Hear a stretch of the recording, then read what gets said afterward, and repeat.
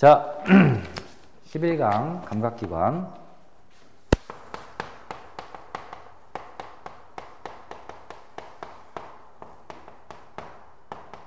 지난번에 눈 했습니다. 자, 오늘은 귀 할 시간이네요. 감각기관 귀. 자, 4번에 감각기관의 귀의 구조와 기능에서 이제 귀 얘기가 나오는데요. 이 귀 그림을 또, 야, 이게 귀도 그렇고 눈도 그렇고 이 구조를 그림으로 좀 우리가 알고 있어야 됩니다. 그 제일 좋은 거는 뭐 네가 그림을 얼마나 잘 그릴지 못 그릴지 모르겠지만 집에 가서 노트에다가 이 그림을 최대한 정확하게 똑같이 한번 그려보는 거야. 자, 귀를 그려볼게요. 이거 귀네요. 이게 요겁니다. 요거 그린 거예요. 여기 귓바퀴가 이렇게 있고요. 이 귓볼. 귓볼이 이렇게 있어야 또 잘 산다고 그러지 않습니까? 이렇게 덜렁덜렁 귓볼이 좀 있어야 됩니다. 귓볼이 좀 있나요? 수아도 귓볼이 좀 많네요. 그래서 이게 이렇게 늘어지면 부처님귀라고 그러고 잘 산다고 그러고 막 그러잖아요. 귓볼. 저기 뭐죠? 저기 귀걸이 같은 것도 해서 구멍 많이 뚫지 마세요. 아유, 뭐 하나만 뚫어. 귀걸이도 이쁘게 하시고. 이런 게 있죠. 그래서 왼쪽에 보면 이제 귓바퀴라고 이렇게 있습니다. 그럼 이제 귓바퀴부터 공기가 들어가서 뭔가 진동을 전달해 주기 시작한다. 그 뜻이죠. 그래서 이제 여기가 귓바퀴라고 이렇게 써 있습니다. 선생님 밑에 쓸까요? 귓바퀴. 자, 그래서 귓바퀴에 공기가 들어가기 시작하고요. 귓바퀴는 약간 깔때기처럼 생겼으니까 공기가 소리가 모아서 들어가는 이런 역할이 되어 있죠. 그래서 밑에 써 있습니다. 음파를 모은다. 소리를 모으는 그런 일을 귓바퀴가 하고요. 우리가 눈 배울 때 뭐 했냐면 시각의 구성 순서가 되어 있어. 구성 순서를 이거 외웠었어. 그림으로 외웠단 말이야. 자, 그 머릿속에 이제 연상을 좀 해보자. 자, 빛이 들어와. 그럼 빛이 어딜 지나 먼저? 각막. 다음 동공은 구멍이고, 맞아. 동공 지나서 수정체. 그 다음은 유리체. 그 다음은 망막에 있는 황반. 그 다음에 시신경, 시각신경, 뇌까지. 그치지? 그 순서가 그림에서 연상이 되는 거란 말이지. 얘도 마찬가지예요. 소리가 들어가기 시작합니다. 그럼 소리가 들어가면 이렇게 굴이 이렇게 있습니다. 이렇게 깊은 굴이 있고요. 이 굴 속에 이제 뭐가 있습니까? 잔털들이 이렇게 있고, 이 잔털에 이렇게 귀지가 끼는데, 이 귀지는 기름과 어떤 그런 무슨 성분들이, 먼지 성분들이 이렇게 엉겨서 노랗게 이렇게 생기는 건데, 사실 이 귀지는 더러운 건 아니야. 이게 항생 물질이 들어있어서 세균 같은 걸 막아주는 그런 소독하는 역할을 하고요. 귀에서 일정 성분 보호하는 역할을 좀 합니다. 얘를 너무 과하게 파내면 안 되는데, 사실 뭐 밖에서 보이는 것도 파내야죠. 안 닦으면 이것도 지저분해 보이잖아요. 나중에 남자친구 생겼을 때 귀를 이렇게 봐서 들어오면은 좀, 사귀지 마세요. 게으른 거 아니고 더러운 거 아닙니까? 근데 사실은 이비인후과 가면요, 이거 파내지 말라고 합니다. 그냥 냅두라고 그래요. 재밌는 건, 요 털들이 이렇게 있잖아. 이 털들이 움직인다? 움직여서 여기서 생기는 귀지를 밖으로 밀어줘. 착착착 밀어주면 얘가 밀려 나옵니다. 그래서 자기도 모르게 밖으로 이렇게 밀려 나와서 뚝뚝 떨어져요. 근데 더럽잖아. 귀에서 막 귀지 떨어지고 있으면. 그래서 어느 정도는 청소를 좀 해주면 좋겠습니다. 뭐 그런 게 또 있어요. 그래서 우리 책에 귓구멍이라고 돼 있고, 여기 써 있네요. 귓구멍이라고 이제 위에 써 있죠. 그래서 이제 이런 소리가 모여서 들어가는 통로가 되겠습니다. 굴이에요, 굴. 쭉 가면 제일 처음 만나는 게 뭡니까? 고막이 만나죠, 고막. 고막이 이렇게 하나, 얇은 막이 하나 붙어 있습니다. 고막. 그래서 밑에 써 있나요? 고막. 자, 고막의 특징을 잠깐 볼게요. 고막은 일단 얇은 막이야. 어느 정도 얇은 막이냐면, 이거보다는 이 정도, 이런 비닐, 이 정도의 얇은 막이야. 근데 이거보다 당연히 좀 약해. 잠자리 날개 본 적 있냐? 잠자리 날개 뜯어본 적 있냐? 잔인하지. 매미 날개도 본 적 있지, 매미 날개. 매미 날개 본 적 없어? 매미 잡아본 적 없나? 잠자리 날개가 이렇게 보면 투명하잖아. 그 잠자리 날개처럼 생겼어. 잠자리 날개처럼 막 그물이 있는 건 아니야. 그 정도로 투명하게 생겼는데 그거보다는 좀 강해. 저거보다 좀 약해. 무슨 소리냐면, 고막은 잘못하면, 얇은 막은 막인데 잘못하면 찢어질 수가 있어. 어떻게 찢어지냐? 예를 들어서 내가 이렇게 이 친구랑 싸우다가 친구한테 싸대기를 맞았는데 볼을 맞으면 괜찮아요. 근데 귀를 이렇게 싸대기 딱 맞잖아? 그러면 이 공기의 압력으로 폭 가해지면 그 압력으로 뽕 구멍이 생길 수가 있어. 한 대 탁 맞았는데 귀가 안 들린다. 그럼 고막이 나간 겁니다. 그럼 어떻게 해야겠어요? 아, 그 전에 그 친구를 죽여놔야지. 병원에 어디서 이란 내 고막 친구를 양쪽 귀를 다 고막을 터뜨려 놓고 가면 됩니다. 병원에. 뭔 상관이야, 씨. 괜찮아요. 그 친구랑 싸울 때 한 대만 맞으면 돼. 그 네가 10대 때리면 돼. 친구 반 죽여놓고. 그러고 나서 경찰서 가면은 아 이거 쌍방폭행이라고. 쌍방폭행이라고. 쟤도 때렸어요 저. 그렇게 하면 그냥 대충. 미안하네요. 이상한 소리를 해가지고. 구막은 찢어질 수가 있더라. 뭐 그런 거고 얇은 막입니다. 소리가 이렇게 딩딩딩딩딩 모여서 오면 이 구막을 탁탁탁탁탁 진동을 시킨단 말이지. 근데 사실은 이 진동이 좀 강하지는 않아. 굉장히 약해. 재밌는 게 이 구막에 뼈들이 붙어 있습니다. 뼈들이 어떻게 붙어 있냐. 그래서 그림을 그리세요. 여기 책 보세요. 고막에 귀 속 뼈라고 붙어 있죠. 그래서 귀 속 뼈가 이렇게 모양이 붙어 있습니다. 그래서 이 뼈가 이렇게 세 개가 붙어 있고요. 얘가 이제 귀 속 뼈입니다.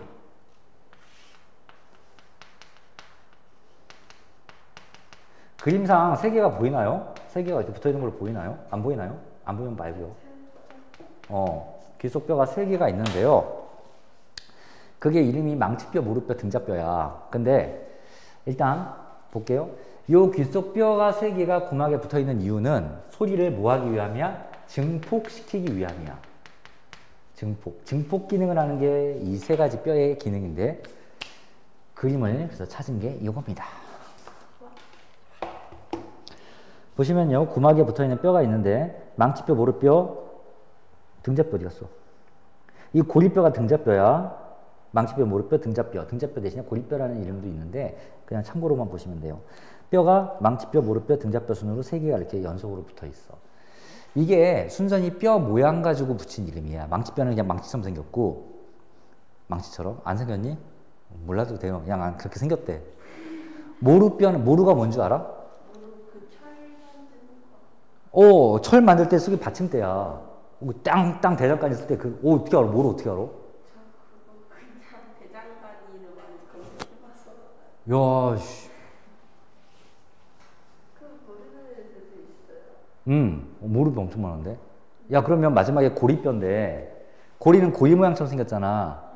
그래서 이런 링 고리처럼 생겼지만, 야, 그거는 원래 등자뼈라고 불러. 등자가 뭔 줄 아냐? 아니야, 등골이란 말이야. 등자 모르는, 등자 내가 지금까지 수업하면서 등자 알고 있는 애들 단 명도 못 봤어. 모르는 그래, 가끔 나와. 망치는 많이 나오고, 다 알고. 와, 등자가,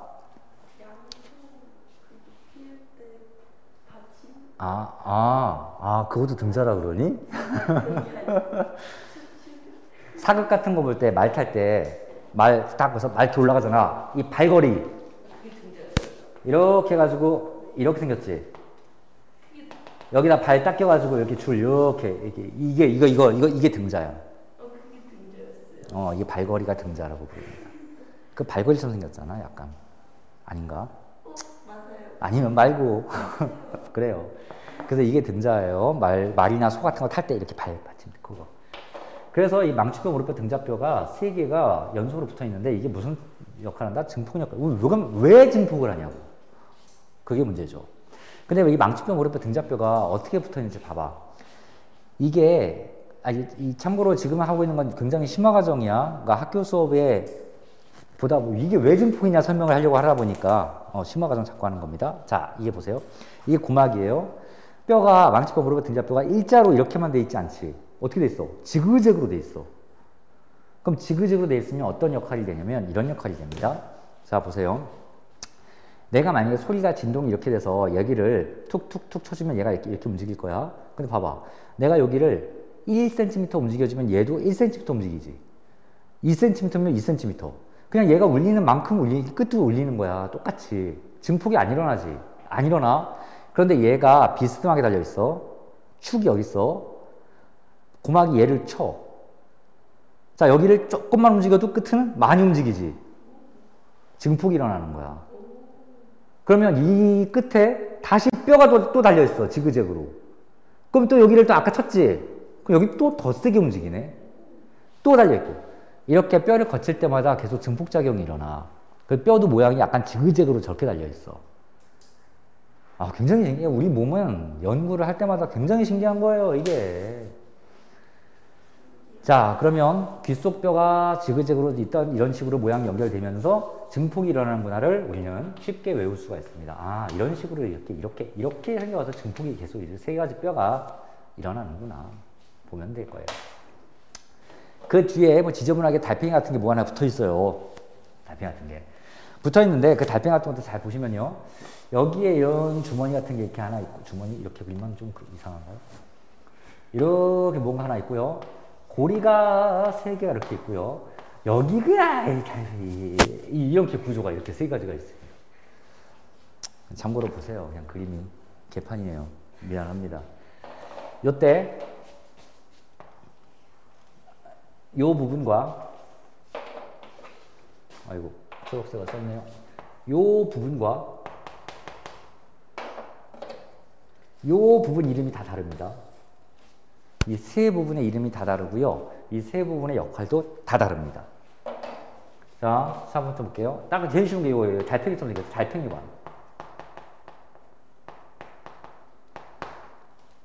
이 노란색 요 주머니 같은 게 전정기관.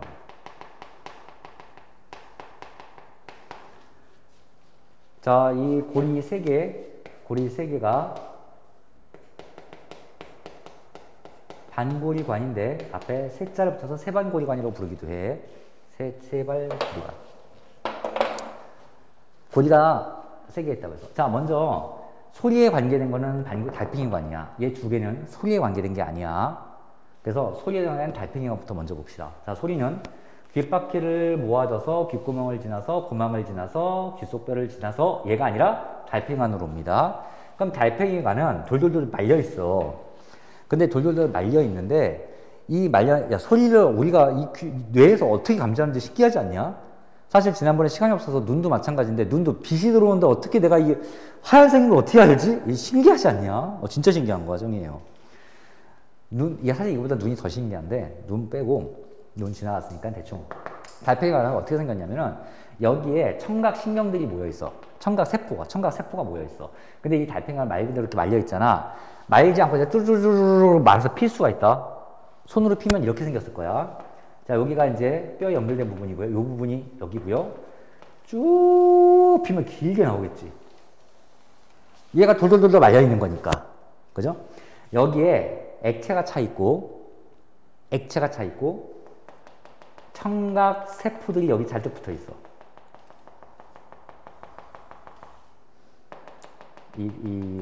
청각 세포. 얼마나 오묘한지 보세요. 근데 이렇게 하면 길이가 너무 기니까 이걸 말아서 보관하는 거야. 말아서 여기 청각 세포들이 이렇게 붙어 있는 요게 이제 돌돌돌 이렇게 요게 그대로 말려 있는 겁니다. 자, 그러면 여기가 액체로 차 있다 그랬지? 그러면 소리가 이렇게 진동하지? 자, 여기에 고막을 막 울려. 그럼 이게 진동이 막 와서 이 달팽이관에 액체를 막 치겠지. 액체를 치면 이 액체가 흔들리겠지. 그럼 여기에 달려있는 이 청각세포가 액체가 흔들리니까 얘가 흔들리겠지. 그럼 내가 소리를 느끼는 거야. 얘를 흔드니까. 그럼 얘를 흔들리는데 이 청각세포가 또 기가 막힌 게 너 소리에 3가지 유형 배운 적 있냐? 예를 들어서 아니 그거 말고 과학에서 예를 들어서 높은 소리, 낮은 소리 이건 뭐의 차이야? 주파수의 차이지. 배운 적 없나? 안 배웠나요? 그러니까 내가 무슨 차이가 있냐고. 이건 주파수의 차이야. 공기를 얼마나 빠르게 진동시키냐야. 이거는 공기를 내가 좀 빠르게 진동시킨 거고 이건 느리게 진동시키는 거야. 두 번째 요소는 소리의 크기야. 같은 높이라도 큰 소리가 있고 작은 소리가 있지. 이거는 이 공기를 진동시키는 속도의 차이가 아니라 세기의 차이야. 얼마나 세게 진동을 시키느냐. 마지막 3번째는 소리의 맵시라고 해가지고 선생님이 그냥 같은 크기와 높이로 아 하는 것과 네가 아 하는 것과는 딱 들어도 다르지. 그거는 소리의 파형의 차이야. 주파수의 차이도 아니고 세기의 차이도 아니야. 그러니까 그냥 우리가 눈 감고 누가 말해도 이거 아빠 목소리냐 엄마 목소리냐 할머니 목소리냐 다 알잖아. 이제 그거는 소리의 맵시, 파형의 차이입니다.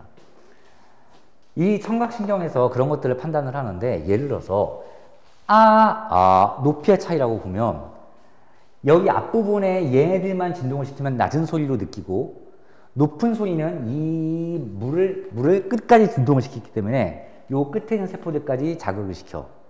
그러면 높은 소리로 내가 인식을 하게 돼. 근데 이제 안타깝게도 나이를 먹어가면서 이 밑에 세포들부터 퇴화하기 시작합니다. 죽기 시작해요. 죽기 시작하면 높은 소리를 못 듣게 돼. 너도 이미 이쪽 영역은 높은 소리를 못 듣게 됩니다. 못 듣고 있습니다. 그래서 유치원생 애들 있잖아. 막 초등학교 저학년 애들. 네가 못 듣는 소리를 걔네들은 들어. 굉장히 높은 소리. 하는 막 엄청 높은 소리. 근데 높은 소리가 내가 말을 해봤자 안 들려. 우리 귀에는. 안 들리는데 걔네들은 이거 언니 이거 무슨 소리야? 뭐 이상한 삐 소리 나는데? 라고 얘기할 때가 있단 말이지. 그건 걔네들한테만 들리는 소리야. 아직 쌩쌩한 애들. 세포가 쌩쌩한 애들. 근데 시간이 지나서 얘가 죽기 시작하고요. 선생님은 이미 한 이쯤 죽었을걸? 그러니까 내가 너보다도 낮은 소리를 듣습니다. 높은 소리를 못 들어요. 늙어가지고. 늙으면서 점점 죽어나가는 거야, 세포가. 그래서 결국은 나중에는 이 세포들이 몇 마리가 살아남아서 큰 소리로 얘기해야 되고, 큰 소리로 얘기해야 이 세포가 그때나 움직여. 작은 소리 얘기하면 움직이지도 않아요. 그래서 큰 소리로 얘기해야 되고, 낮은 소리만, 높은 소리는 듣지도 못하고요. 그래서 인간은 얼마나 주파수를 소리 듣냐면 20에서 2만 헤르츠. 땅만 헤르츠 소리를 듣습니다. 헤르츠 아니 혹시? 헤르츠는 초당 진동수야. HZ야 단위는 HZ 대문자 H 소문자 Z 헤르츠라고 있고요. 그러면 초당 진동수. 사람은 1초에 20번 진동하거나 1초에 2만 번 진동하는 소리까지 듣고요. 강아지는 이거보다 더 높은 소리 듣습니다. 그래서 강아지 훈련용 피리가 있어. 훈련용 피리는 그게 한 3만 헤르츠 정도 소리가 나는데 후 불어봤자 소리가 안 나. 하지만 개들은 뭔 소리야 이러면서 달려옵니다. 개들은 그런 높은 소리를 들을 수 있기 때문에 강아지들. 그래서 훈련하는 사람들이 막 훅훅 불어. 뭔가 계속 부는데 그게 강아지들 호루라기야. 20Hz보다 1초에 20번이야. 1초에 20번보다 더 느리게 움직이는 진동하는 소리는 우리는 들을 수가 없어. 그래서 이걸 보고 뭐라고 부르냐면 들을 수 있는 주파수라고 해서 가청 주파수라고 부릅니다. 이 정도를 가청 주파수라고 불러요. 어디 써있지 않습니까? 안 써있나요? 안 써있으면 말고요. 저번에 눈도 아직 안 끝났는데 생각해보니까 안 했어요. 눈의 이상 교정 이거 안 했잖아요. 무슨 안경 써야 되는지. 아유, 귀부터 합시다. 이왕 손 댔으니. 눈이 할 게 많아. 자, 그래서 요런 관을 똘똘똘똘 말하는 겁니다. 그럼 똘똘똘 말하는데 그럼 요 하얀색을 요걸 청각세포라고 부르고요. 청각세포들. 그러니까 청각세포가 어디 있습니까? 갈피기관에 있습니다. 그러면 청각세포가 다 전선으로 연결 쫙 되게 돼 있겠죠. 이 그림에서 청각세포가 전선으로 잔뜩 연결해서 결국 어디로 갈까요? 뇌로 가겠죠. 결국 뇌로. 그럼 이게 뭔가요? 청각신경이 될 겁니다. 청신경. 청각신경. 자, 그러면 소리의 전달 과정이 벌써 끝난 겁니다. 자, 귓바퀴 소리가 들어가서 귓바퀴에서 모여서 생각해봐. 귓구멍으로 들어가서 고막, 귓속뼈, 달팽이관, 청각세포, 청각신경, 끝, 뇌. 얼마나 간단해. 그래서 이것도 소리의 이동 과정이 그대로 다 나옵니다. 그러면 이제 얘는 무엇인가? 얘는 소리와 관계가 있는 게 아니에요. 얘는 몸의 균형과 위치를 파악하는 애인데, 자, 전정기관부터 볼게요. 전정기관은 몸의 어떤 위치, 기울어짐, 그걸 파악하는 거야. 반고리관은 회전을 파악하는 거야. 몸이 내가 돌고 있구나. 그걸 파악하는 거야. 근데 그것도 우리 무작정 외우지 말자고. 내가 일단은 오늘은 원리를 설명해 주니까. 원리도 오늘이 끝이야. 한 번이야, 원리는. 그다음부터 무조건 외우기 시키는 거지. 전정기관은 내가 누워있냐, 서있냐, 뭐 앞으로 이러고 있냐, 옆으로 이러고 있냐, 이거 판단해 주는 건데, 왜 그런지 보자고, 또 그것도. 전정기관은 여기 달려있는 주머니야. 하나의 주머니. 그 주머니를 또 안을 해부해 보면요. 주머니에 액체가 차 있습니다. 다 액체예요. 우리 몸에 액체가 차 있겠지. 뭐 공기, 뭐 있겠어. 이 360도 온 방향에, 사방에. 이거 지금 2차원이 아니지. 사실 이런 3차원이야, 3차원. 3차원. 온 사방에 털이 나 있어. 털. 그리고 여기에 돌멩이가 하나 있습니다. 실제로 이 돌멩이가 얼마나 하냐면 바닷가에 가면 모래알 있지? 그만해. 눈으로 보면 보일만도 하는 그 정도 크기의 그런. 요걸 귀에 있는 돌이라고 해서 이석이라고 불러. 귀에 있는 돌이라고. 자, 내가 지금 이렇게 서 있으면요. 내 정정기관에 이 돌들이 이 아래쪽 털들을 누르겠지. 그럼 내가 서 있구나를 느끼는 거야. 내가 이렇게 앞으로 기울이면 얘가 전체가 이렇게 움직일 테니까 이 돌들이 떼굴떼굴 굴러서 여기를 누르고 있겠지? 그럼 내가 이거 내가 지금 앞으로 이렇게 기울어져 있구나. 내가 옆으로 이렇게 하면 또 돌들이 떼굴떼굴 굴러가서 얘들 자극하면 내가 옆으로 있구나. 이 공 모양에서 이석이 어디를 털을 자극하냐에 따라서 내 회전이래. 위치를 내가 판단할 수 있는 거야. 서 있냐 누워 있냐를. 무슨 말인지 알겠지? 가끔 가다가 이제 요 물에 여기 물 새겨져 있다 그랬잖아. 그럼 물을 공급하는, 그다음에 물이 빠져나가는 이런 구멍들이 있어. 잘못하다가 이 돌들이 여기 빠져나가는 경우가 있어. 그러면은 몸의 위치, 내가 지금 서 있냐 누워 있냐를 모르기 때문에 마치 물속이나 우주에 둥둥 떠 있는 것처럼 굉장히 어지러워. 그래서 이런 어지러움증을 느끼는 게 이석증이야. 병 이름이. 그래서 그런 거는 병원에 가면은 이 너무나 작기 때문에 이거는 막 이렇게 핀셋으로 집어넣고 이렇게 못해. 이 돌이 빠져나온단 말이야, 이렇게. 그러면 의사가 막 머리를 잡고 막 이렇게 돌려줘. 들어가! 그럼 이게 다시 떼굴떼굴 굴러 들어갑니다. 실제로 그래요. 실제로 치료법이고. 약도 먹고 아무것도 없어요, 이런 거. 치료법이. 수술도 없고 아무것도 없어요. 그냥 막 의사가 막 돌려. 근데 이것도 의사가 돌이 어디 있는지 알고 돌려. 못 돌려. 돌이 어디 있는지 모르잖아. 그냥 경험이야. 이렇게 털어보다가, 어떻게 됐어요? 그래서, 안 돼. 아직까지 어지러워요. 그래요? 이렇게 해볼까? 이렇게 해볼까? 하다 보면 딱 들어가면, 들어간 것 같아요. 됐네요. 이러고 그냥 가시라고. 들어가는 순간 멀쩡해집니다. 여기에 돌이에서 뽀록 들어가는 순간 멀쩡해져. 심지어 선생님은 이석증이 없는데 이석증이 있는 사람은 얘기를 좀 들어봤는데요. 들어보면 어떤 경우도 있냐면 이제 돌이 이렇게 한번 빠져나가면 종종 잘 빠진대. 이제 구멍이 넓어졌다는 뜻이니까.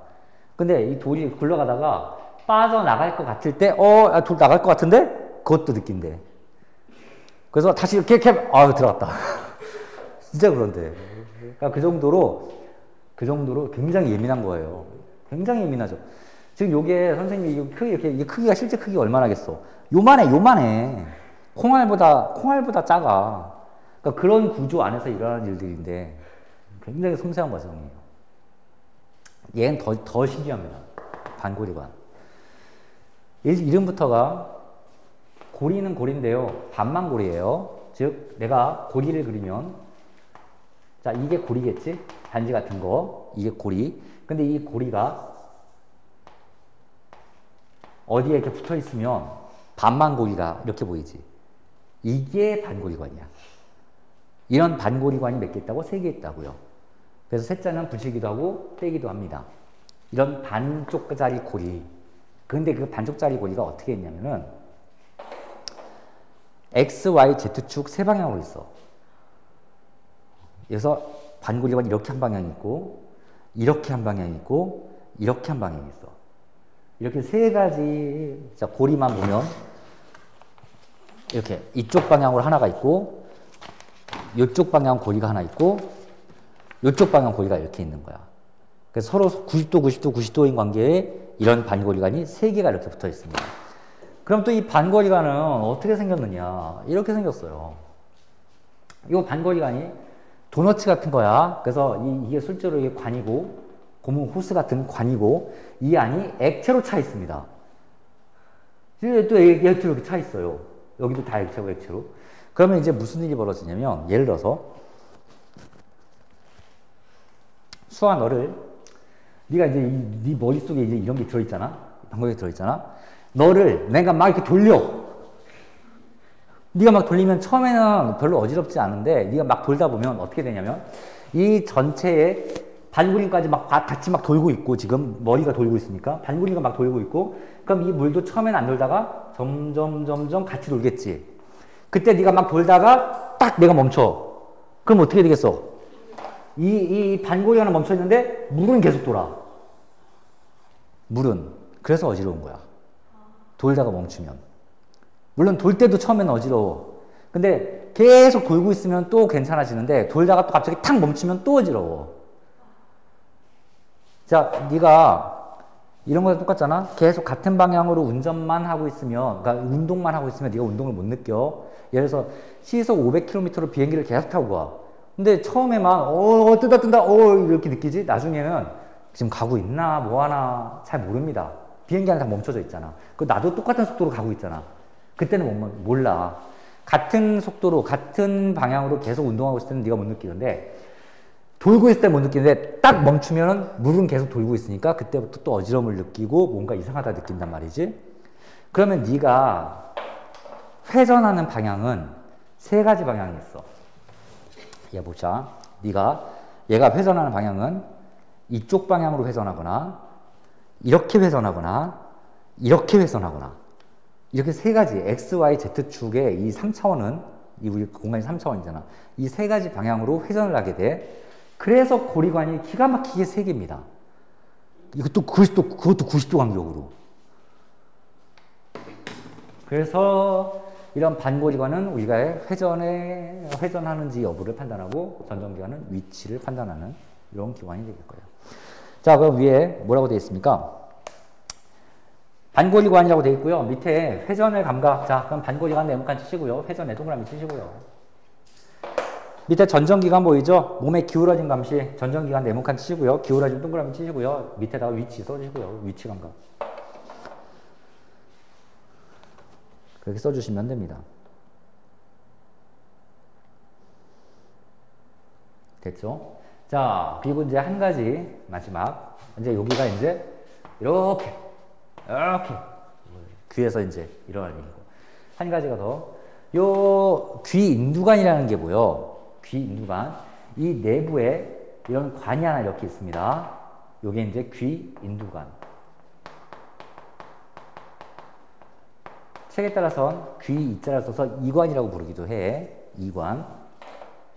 이 귀 인두관의 역할은 뭐냐면 이 고막 내부의 압력과 외부의 압력을 맞춰주는 역할을 해. 압력을 맞춰주는 공기 통로야. 너 비행기 타본 적 있니? 비행기 타고 올라갈 때 귀 아파?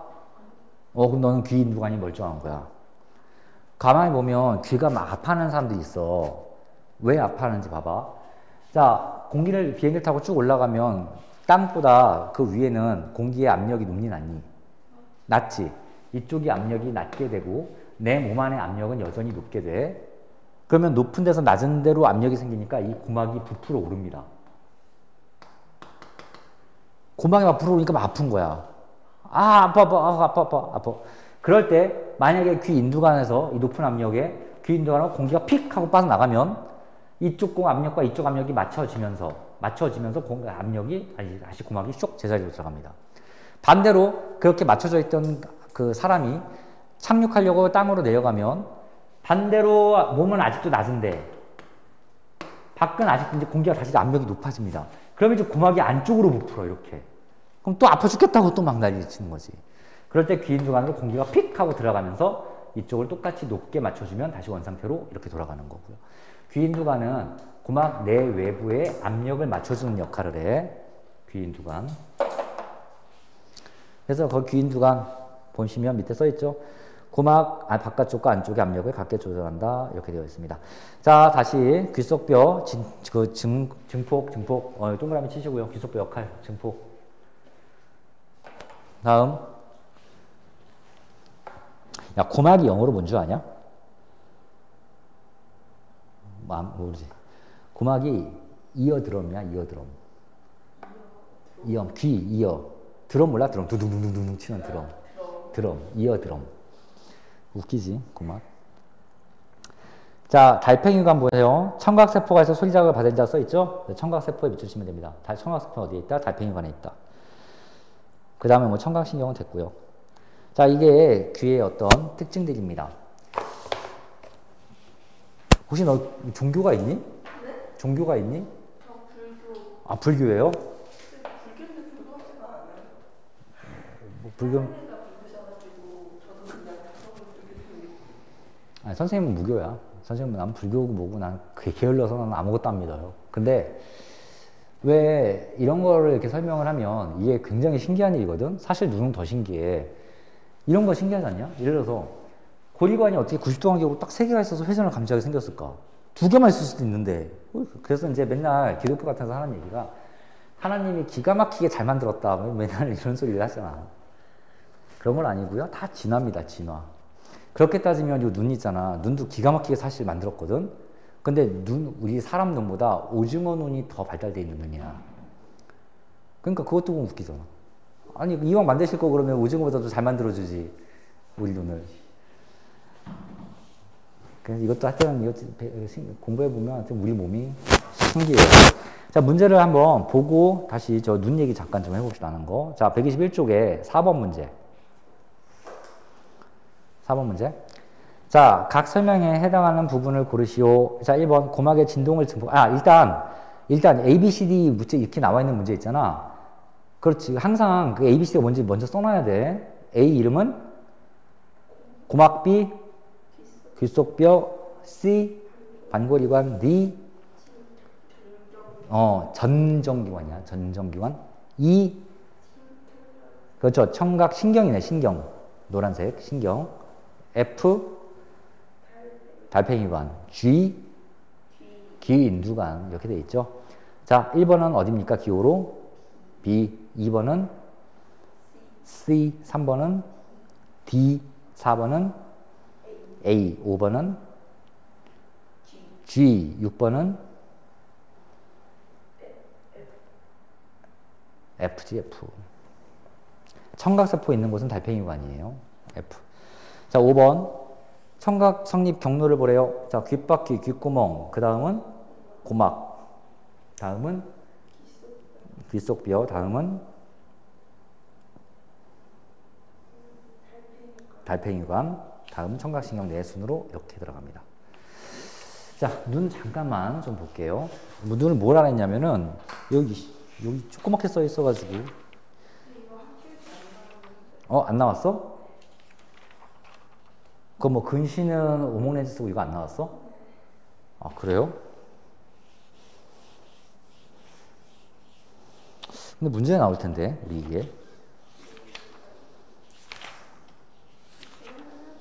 잠깐만. 문제 있지 않나? 없나?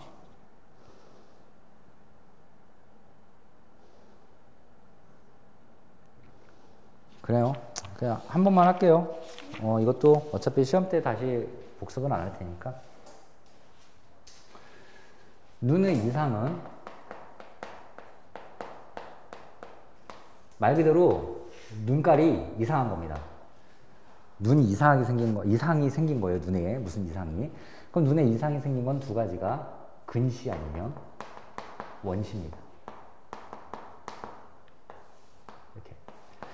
자, 근데 근시와 원시에서 이 말을 근시라고 붙이고 원시라고 붙이면 이게 가까울 근자, 이게 멀 원자잖아? 이게 가깝다라는 뜻이고, 깝다. 멀다. 이게 볼시자잖아. 가까운 게 보이는 게 근시야. 가까운 게 잘 보이는 게. 먼 게 잘 보이는 게 원시입니다. 그래서 이 뜻 자체가 가까운 게 잘 보이고.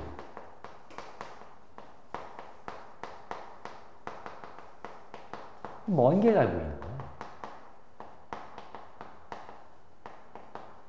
물론 먼 게 엄청 잘 보인다는 그런 뜻은 아니고, 먼 게 가까운 것보다 잘 보인다는 뜻이고, 가까운 게 먼 것보다 물체가 잘 보인다는 뜻이야. 자, 가장 대표적으로 노인들이 원시고, 어린이들이, 젊은 사람들이 근시인 경우가 많아. 난시는 사실 이런 건 상관없고. 원시 어르신들 보면, 할아버지 할머니들 보면 책 같은 거 이렇게 못 보시고 어떻게 보셔? 이러고 보신단 말이지. 가까운 게 안 보이는 거예요. 그래서 먼 게 잘 보이는 거야. 근데 잘 생각해봐. 가까운 거 볼 때 수정체는 어때야 되냐? 두께가. 먼 거 잡을 때는 어떻게 되냐? 먼 거 볼 때 수정체 두께가. 다시. 먼 거 볼 때, 먼 게 잘 보이잖아. 먼 거 볼 땐 수정체가 두께가 어때야 돼?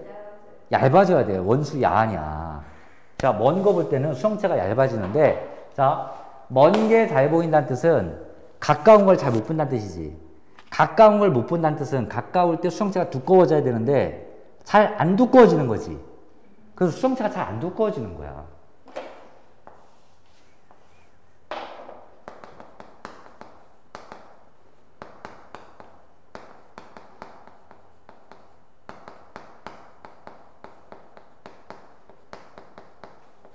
수정체가 두꺼워지지 않습니다. 두꺼워져야 가까운 게 잘 보이는데. 그럼 원시도 마찬가지야. 가까운 게 잘 보인다는 얘기는 반대로 먼 게 잘 안 보인다는 얘기고. 그럼 너 지금 근시가 있니? 그럼 너는 가까운 거는 그래도 이렇게 보면 잘 보이는데 안경 벗고, 가까이 보면 잘 보이는데 이걸 멀리 보면 잘 안 보인다는 뜻이야. 그럼 왜 그러겠냐는 거야. 멀리 보려면 수정체가 얇아져야 되잖아. 너는 오히려 잘 안 얇아지는 거야.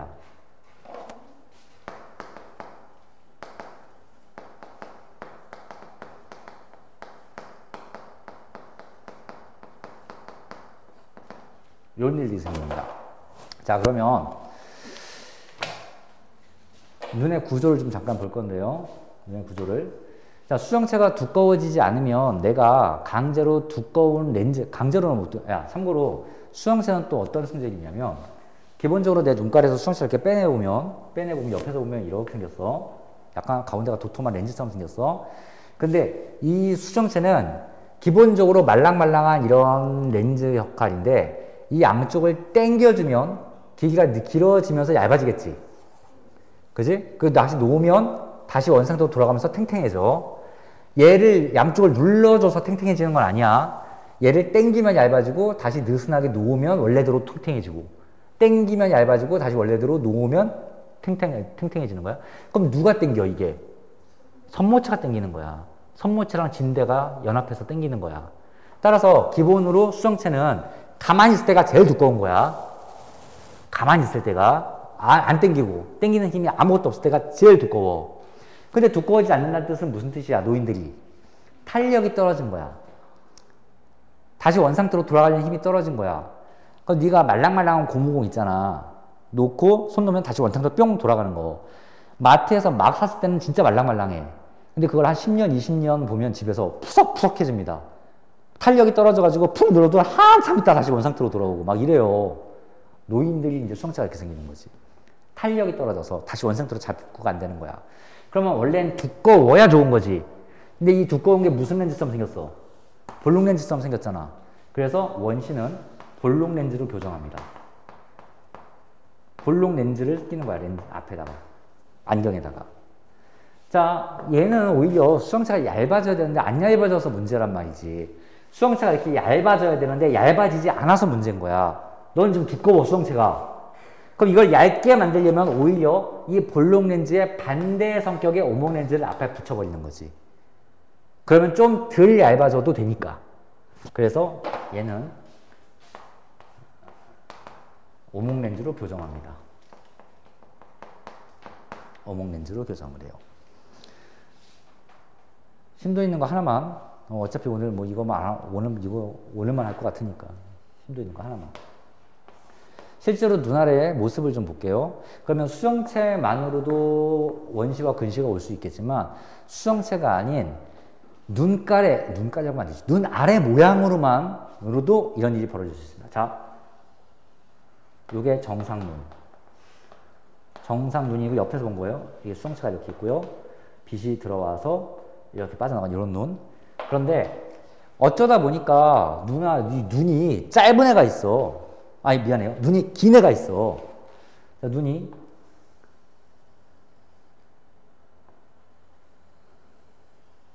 이렇게 긴 애가 있어요. 눈이 긴 애가. 아 미안해요. 눈이 짧은 애가 있죠. 이거는 안구 길이가 왜 길어져요? 그리고 보니까 이상하네요. 어쩌다 보니까 여기 짧은 애가 있어. 눈이 짧은 애가. 자, 요게 좀 이따 쓸 거고. 자, 그러면 하얀색 봐봐. 정상눈. 그럼 빛이 이제 수정체는 둘 다 이제 멀쩡하다고 보자. 노란색이나 하얀색이나. 그럼 빛이 가운데 들어간 건 여기에 딱 맺히고, 끝으로 들어간 건 이렇게 해서 딱 맺히고, 이렇게 해서 딱 맺혀야 될 겁니다. 여기에. 근데 노란색 눈 봐봐. 노란색 눈도 이렇게 맺히고, 수정체가 멀쩡하니까 똑같으니까 여기 맺히고, 여기 맺히고. 아니, 그러면 노란색 눈은 상이 여기 맺혀야 되는데 여기 맺히고 앉아 있잖아. 그럼 노란색 눈은 물체를 잘 못 본단 말이야. 그래서 앞에 볼륨렌즈를 붙여버려. 그래서 빛을 좀 더 일찍 모아버리는 거야. 빛을 더 일찍 모으면 이제 여기에 이렇게 맺혀지죠. 여기에 딱 맺혀져서 선명하게 볼 수 있죠. 따라서 안구 길이가 정상보다 짧을 때 원시가 또 등장합니다. 따라서 항상 노인이라고 원시가 있는 게 아니라, 아니 무슨 유치원생 애들도 볼륨렌즈 낄 때가 있어. 걔는 그냥 눈이 짧은 거야. 눈알이. 자, 이것도 마찬가지예요. 자, 이제 정상 눈이 이렇게 있습니다. 여기다 이제 수정체가 이렇게 있고요. 빛이 모으는데요. 촥 모으고, 촥 모으고, 촥. 안구 길이가 긴 애가 있어. 이 눈알이 큰 건 아니고요. 안구 길이가 긴 겁니다. 그럼 얘는 어떻게 되냐면, 여기 앞에다가 빛을 좀 퍼뜨려서 좀 일찍, 늦게 모이게 만듭니다. 그럼 여기에 딱 모이면서, 그래서 안구 길이가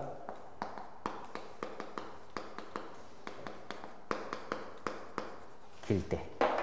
그래서 수능체 문제뿐이 아니라 안구 길이가 짧고 길 때도 이런 일이 생깁니다. 이게 눈의 이상이에요. 자, 122쪽 봅시다. 코.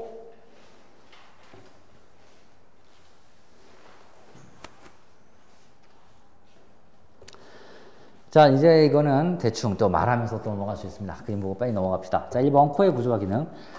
코는 공기 중에 화학물질을 받아들여 냄새를 느끼게 한다. 이렇게 되어 있죠. 그래서 이게 뭐야? 뭐 끝이야? 야, 공기 중에 화학물질 밑줄 치세요. 화학물질, 코.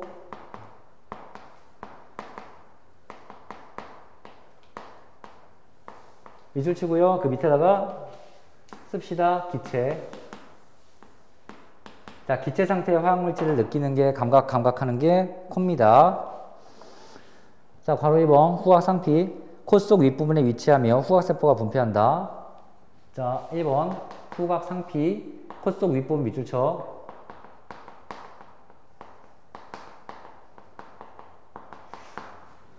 밑에 그림 보면요. 아, 그림이 이렇게 부분만 나와 있나요? 이게 뭐냐면, 이게 코가 여기 있고, 콧구멍 여기 있고, 입이 이쯤에 있는 거야. 코가 이렇게 있는 거예요. 여기 앞에 쭈글쭈글쭈글 이게 뇌야. 뇌 바로 윗부분에 붙어 있어.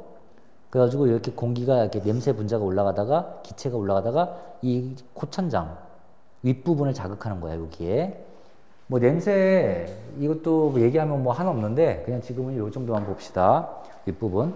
후각세포가 분포한다. 그래서 그 노란색이 후각세포입니다. 다음 괄호 2번 후각세포. 여기 써있네요. 기체 상태 밑줄 치세요. 기체 상태의 물질을 자극으로 받아서 후각신호를 전가한다. 이렇게 되어 있고. 다음 3번 후각의 성립 경로. 기체 상태의 화학물질, 후각상피, 후각신경, 뇌. 단순하죠? 별로 외울 것도 없습니다. 그대로 넘어갑니다. 근데 오른쪽에 우홍비 강의에 후각의 특징 봐봐. 이건 또 외워야 해. 자, 첫 번째 점. 후각은 매우 예민하여 냄새에 작은 변화도 반응한다. 자, 매우 예민 밑줄 치세요. 우리 몸의 감각기관 중에서 가장 예민한 것 중에 하나가 후각입니다. 특히 개 같은 경우는 엄청나게 예민하잖아요. 냄새로 뭐 판단할 수 있으니까. 두 번째 점. 쉽게 피로 밑줄 치세요. 쉽게 피로. 그래서 같은 냄새 맡으면 금방 적응합니다. 그 냄새를 못 맡아요. 자, 다시 본문으로 돌아와서 2번 혀 봅시다. 혀.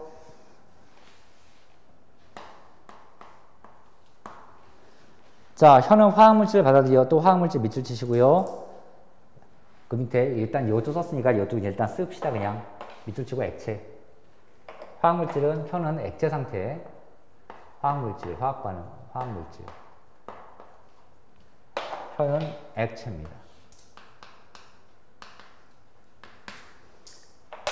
자, 따라서 내 혀에 설탕 같은 걸 이렇게 올려놓으면 내가 단맛을 느끼잖아. 그런데 그 단맛을 느끼는 거는 그 설탕 알갱이의 단맛을 바로 느끼는 게 아니라 얘 혀가 좀 축축하단 말이야. 침이 묻어 있으니까 설탕 올려놓은 순간 설탕이 녹아버려. 녹아서 그 액체 상태를 맛보는 거야. 아니 혀를 이렇게 내놓고 혀를 말려. 침 하나도 없이 바짝 말린 다음에 설탕을 올려놔봤자 맛을 못 느낍니다. 설탕은 고체이기 때문에. 그래서 그 설탕을 액체 상태로 만들어야 해. 그래야 맛을 느낄 수 있어. 실제로 시험 문제에 나온 적이 있습니다. 그런 얘기들이 다. 자, 괄호 2번 맛봉오리. 혀의 표면에 있는 작은 돌기에 유두의 옆에 분포하며 여러 개의 맛세포가 모여있다. 이렇게 써 있습니다. 이 유두라는 표현이 몸에 이제 여기저기서 등장을 하는데 몸에 나 있는 작은 돌기를 유두라고 불러. 작은 돌기인 유두 옆에 분포하며 여러 개의 유두 옆 밑줄 쳐. 유두에 어디냐면 옆에 있고요. 밑에 그림 보세요. 자, 맛봉오리가 이렇게 하나 있습니다. 자, 지금 하나만 그린 거예요. 옆에 맛봉오리가 계속 있는데 하나만 그린 겁니다. 자, 유두 옆에 뭐가 있다고요? 맛봉오리가 그렇게 우리 무슨 이거 저기 뭐지? 무슨 색이냐 이거? 연두색으로. 야, 이게 내가 이거 늙어서 그래. 연두색이 단어가 기억이 안 나. 초록색 이런 단어. 이게 맛봉오리죠? 어디에 있다고요? 유두의 옆에 있습니다. 유두의 옆에 있어요. 이게 맛봉오리예요. 아, 이름 좀 이쁘지 않냐? 맛봉오리. 산봉오리가 아니라 맛봉오리예요. 자, 이 맛봉오리는 확대해서 보면 오른쪽에 맛세포가 써 있죠. 맛세포가 여기 있죠. 맛봉오리. 자, 그럼 이건 이 뜻입니다. 내가 어떤 화학 물질을 여기다 하나 이렇게 올려놓는다고 해도 그 화학 물질이 맛봉오리에 있는 맛세포에 전달되지 않는 이상 맛을 느낄 수가 없어. 그래서 얘의 물을 적셔야 그 녹은 물이 흘러 들어가서 얘들을 자극해야 맛을 느끼는 겁니다. 그래서 액체 상태만 느낄 수 있는 거예요. 자, 거기 오른쪽에 보면요. 사람이 느끼는 맛 보입니까? 사람이 느끼는 맛. 첫 번째 점, 맛세포에서 감지하는 기본적인 맛은 단맛 동그라미, 신맛 동그라미, 쓴맛 동그라미, 짠맛 동그라미, 감칠맛 동그라미 5가지입니다. 이 5가지 외에는 맛이 없어요. 단맛, 신맛, 쓴맛, 짠맛, 감칠맛. 자, 다음 매운맛과 떫은 맛은 미각이 아니라 피부 감각이다. 써있지? 이건 다른 색깔로 좀 색깔 벗어 밑줄 좀 쳐놔. 매운맛, 떫은 맛은 맛이 아니야. 이건 피부 감각이야.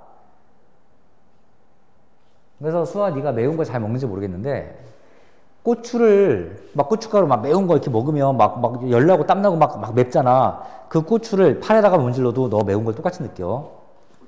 아, 맞아요. 집에 가서 해보세요. 눈 비비면 맞아요. 그럼 눈에서도 막 눈물 나고 막 똑같이 느끼잖아. 그냥 온몸에 있는 피부 감각으로 매운 걸 느끼는 거야. 자, 다시 본문으로 들어가서요. 자, 후각과 미각의 상호작용 확인하기 그 네모 박스 안에 보입니다. 그 어떤 여자애가 눈 감고 뭐 먹는 거. 자, 두 사람이 짝을 지어 어쩌고저쩌고 돼 있는데요. 아, 이건 이거예요. 지금 우리가 후각과 미각, 맛이라는 건 두 개가 어우러서 느끼는 거야. 실제로 코를 막으면 맛을 잘 못 느끼잖아. 네가 네 코를 딱 막고 내가 눈 가리고 양파를 주면 양파를 우걱우걱 먹으면서 사과랑 구별을 못 해. 집에 가서 해보세요. 코를 딱 막고 진짜 이거 양파가 아니겠다 생각하고 먹어봐. 그러면 먹을만 하는데? 이거 맵지도 않은데? 그냥 코를 냄새 맡는 순간 망하는 겁니다. 사과랑 똑같아요. 사과도 코 막고 먹으면 이게 양파 먹는 건지 뭐 구분이 잘 안 돼요. 자, 그래서 두 개의 상호작용이 그렇게 느끼는 거다 라고 되어 있습니다. 자, 밑에 이제 12번 피부 봅시다. 마지막이죠. 피부. 자, 1번 피부의 구조와 기능. 괄호 1번 감각점. 피부의 자극을 받아들이는 이렇게 쓰시면 안 되는데.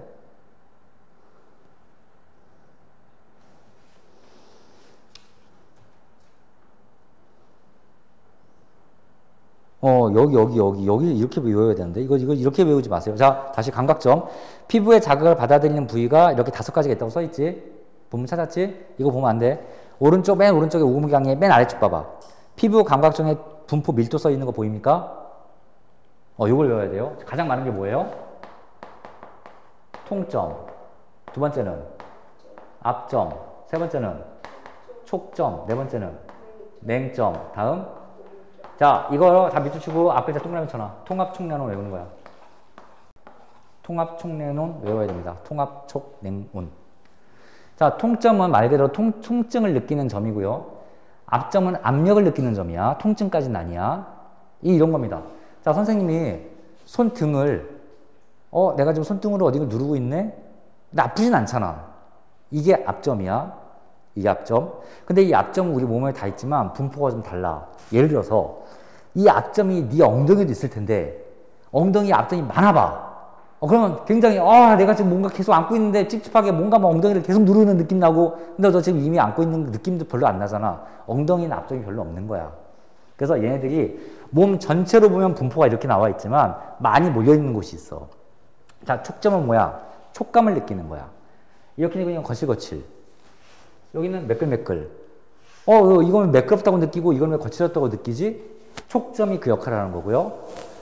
냉점은 차가운 정도를 느끼는 점이고 온점은 뜨거운 정도를 느끼는 점이야. 그게 또 달라요. 또 통점은 통각세포, 앞각세포, 촉각세포, 냉각세포, 온각세포 각각을 담당하는 세포들이 다 달라. 각각을 담당하는 그 세포들이 곳곳에 다 펼쳐져 있는데 내 피부에 이렇게 보면 통점이 제일 많으니까 통점이고 앞점이 그 다음에 많으니까 뭐 앞점. 촉점이 그 다음에 많으니까 뭐 촉점. 냉점은 뭐 2개 정도? 냉점이, 온점이 어쨌든 이렇게 순서가 이렇게 나옵니다. 그러면 한의원 가서 침을 맞을 때 한의사가 잘못해서 그 통점을 침을 놔버리면 되게 아픈 거야. 근데 통점을 피해서 이런 데 침을 놓잖아? 그러면 바늘이 들어간지도 모릅니다. 아프질 않아요. 전혀. 그래서 침 잘 놓는 사람은 그냥 통점을 딱 피해서는 뻥이지. 이거 눈에 보이지도 않는데 뭐. 그래서 그냥 어쩔 때 맞으면 아프고 어쩔 때 맞으면 안 아프고 뭐 그런 경우가 이렇게 존재합니다. 자, 괄호 2번 감각점의 분포 본문에 와서 본문에 감각점의 분포. 동그라미 1번 감각점이 분포하는 정도는 몸의 분위에 따라 다르다. 2번 감각점 중 통점이 가장 많이 분포한다. 통증이 가장 예민하다. 그 뜻입니다. 그럼 내 손바닥에는 여기에는 뭐가 제일 많을 것 같냐? 촉점이 제일 많지. 촉감을 느끼는 게 사실 손의 본연의 역할이란 말이야. 네가 눈 감고 이렇게 해서 뭐 만져도 이거 낙지네 뭐 이런 거 봐 판단할 수 있잖아. 이 연필이네 지우개네 판단할 수 있는 그런 촉점이 여기는 많고 반대로 엉덩이에 촉점이 있을 필요가 없지. 우리가 엉덩이로 이렇게 물건 이렇게 만져보면서 이거 뭐 낙지네 뭐 지우개네 이런 거 판단이 거의 없잖아. 그래서 엉덩이 같은 데는 좀 드물고 그렇단 얘기입니다. 자, 오케이. 123쪽부터 쭉 숙제로 이제 해봅시다.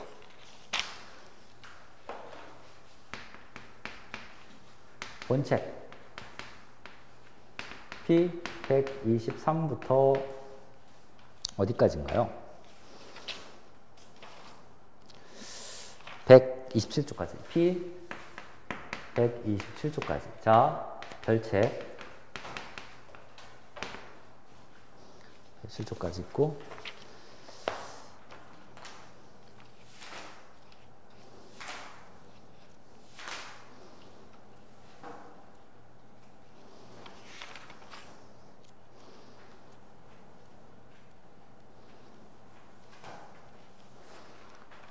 저 72쪽부터네요. P72부터 꼴랑 하나죠. 77까지죠. P77. 자, 요만큼의 숙제입니다. 여기까지 해오고요.